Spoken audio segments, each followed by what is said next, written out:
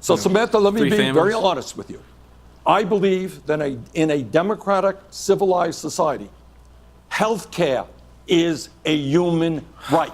Government should make that. Got a drink. I believe that every young person in this country. This just shows you that Bernie Sanders has no idea as to what a fundamental human right is. A human right, okay, by the way, is something constitutionally, which he has no concept of, it's pretty clear, is not granted to you by government. Otherwise, any commodity, goods or service could be a right. Just like in Germany, they declared the internet to be a human right. No, human rights are inalienable rights that are given to you by God, and they are simply recognized by government. Things like freedom of speech, freedom of assembly, freedom of religion, the freedom to self-protection, the Second Amendment. Healthcare is not a human right. College is not a human right. And by the way, you know how else you know that he doesn't understand the concept of human rights? The only way you forfeit basic human rights, which are given to you by God as a birthright, is when you irreparably harm someone else, like in the incident of a violent crime or some kind of a serious sex offense. And by the way, he doesn't think those people should forfeit those rights to vote and elect him your next president while they are currently serving in a maximum security prison. So rights, healthcare, college, free income, free you name it, and you don't lose those rights even if you rape and assault your next door 14-year-old neighbor. It's what the founding fathers would have wanted! Guys, let me just key in on this. From Bernie's own website, he says that he wants to re-enfranchise the right to vote to the 1 in 13 African Americans who have had their vote taken away by felony conviction, paid their debt to society, and deserve to have their rights restored.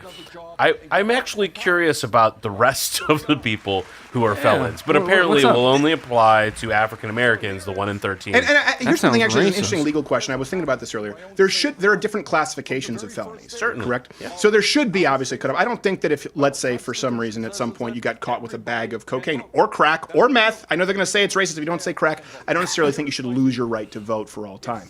But I do think if you're a violent felon, if you're a sex offender, and again, it's a different degree of felony, you shouldn't have a say in the laws that we create if you're going to blatantly disregard them in a way that harms other citizens. Absolutely. I mean, whether you call it a social contract, whether you look at just the utilitarian, practical aspect of giving someone like that the right to vote again. And granted, it's going to be a small minority, but in any particular place, I'm really thinking of Californians. I mean, they're going to have the largest problem with this if that right to vote is reestablished. It just won't really change the voting block a whole bunch, though. California. They're all the same. California went from blue to really blue. It's so blue. You've never seen blue. Oh, yeah, voting to registered sex offenders. Nice.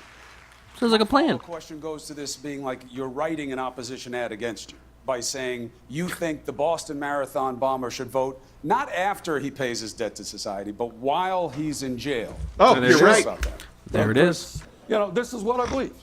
Do you believe in democracy?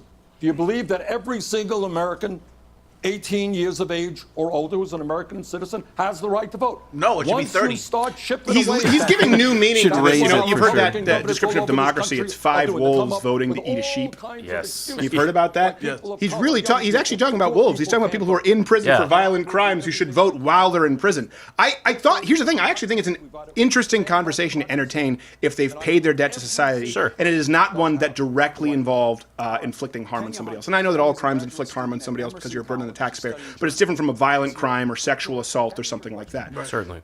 He's talking about people who've harmed other people who are currently in maximum security prison voting.